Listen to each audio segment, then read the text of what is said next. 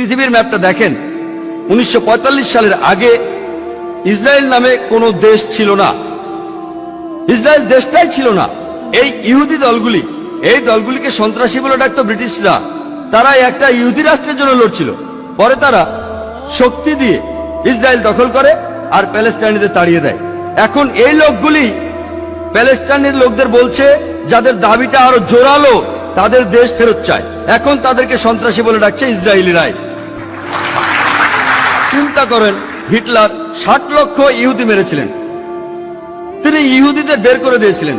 তারা প্যালেস্টাইনে যাবে কেন? প্যালেস্টাইনিরা তাদের জ্ঞাতি ভাইদের আমন্ত্রণ জানিয়েছিল। তারা যদি কোনো দেশ চায় তাহলে জার্মানিতে ফিরে যাওয়া উচিত, ইউরোপে যাওয়া উচিত।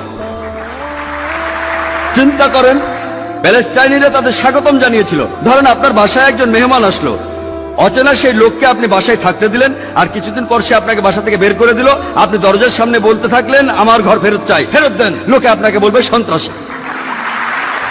ঠিক এই ঘটনাই ঘটেছে। আজকে এই প্যালেস্টাইনিদের সন্ত্রাসী বলা হচ্ছে কেন? তারা তাদের দেশ ফেরত চায়। আর এখন পৃথিবীর মানুষ, বিশেষ করে উন্নত দেশগুলির মানুষ, তারা নির্বিকার ভাবে এই অন্যায় মেনে নিচ্ছে। আমরা জানি যে জার্মানিতে ইতিহাস আমাদের বলে 1968 থেকে